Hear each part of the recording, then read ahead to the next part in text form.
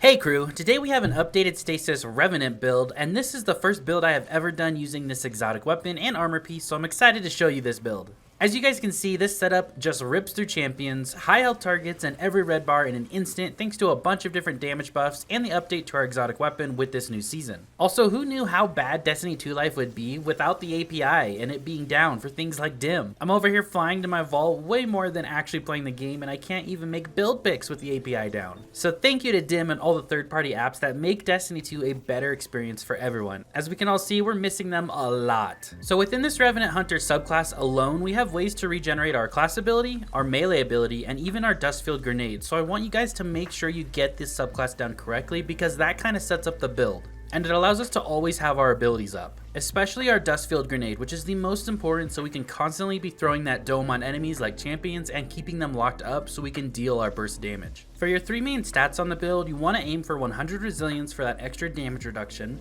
100 discipline because the discipline makes a big difference for our Duskfield grenade, because with 100 discipline, you literally have that Duskfield back up within like 25 seconds. And then the third stat would be mobility if you can swing it. In the gameplay, I only had 60 or 70 mobility, but I did have 100 resilience and 100 discipline, so it really helps keeping everything as high as possible. But that's the order you'd want to aim in stats. Resilience first, discipline second, mobility third. So the first thing we have to talk about here is our exotic weapon, Cold Heart. This is a trace rifle.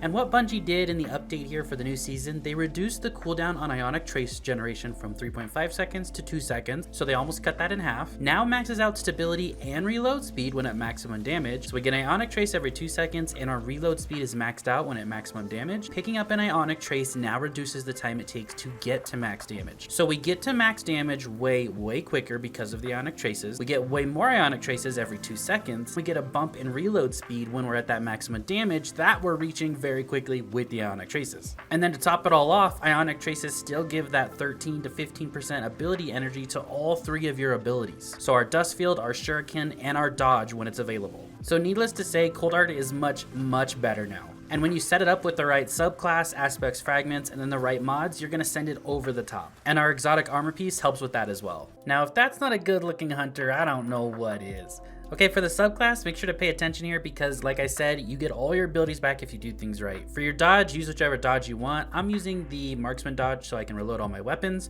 but the cooldown time is going to be our marksman dodge no matter which one you choose, so choose whichever one you like more.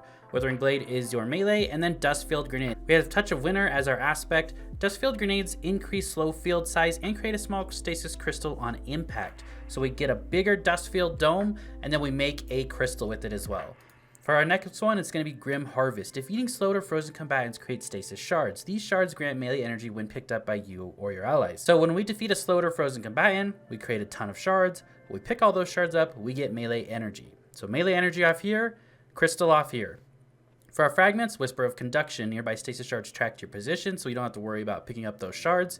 You could trade this one out if you want.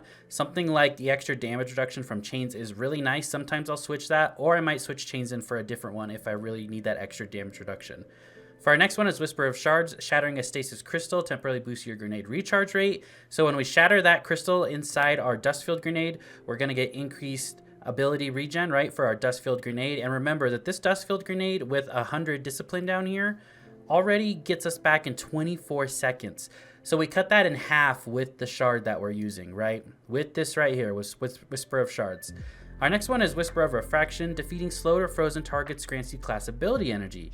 So now we're getting class ability energy, okay? When we pick up those stasis shards from the slowed or frozen combatants, we get grenade energy when we shatter the shard, and we get melee energy picking up shards. So as you can see, we're looping a ton of different ability regen to all of this. We also have Whisper of Rhyme. Collecting a stasis shard grants a small amount of overshield, which falls off after 10 seconds. Collecting additional shards adds to the overshield and refreshes the timer. This one's really important because you get the overshield when you're at full health, but when you're low on health, you actually heal from all of the stasis shards that you're creating. So if you have low health, you're gonna get healed. If you're at max health, you're gonna get the stasis overshield. And then we have Whisper of Durance. Slow from your abilities lasts longer. For those abilities that linger, their duration will also increase. So our slow from our Duskfield lasts longer, and from our Withering Blade when we hit things. And then we also make that Duskfield last longer out on the field, and we get a plus 10 strength out of it. Like I mentioned before, 100 resilience is your first one, 100 discipline is your second, and the highest mobility you can get, I only have 60 here.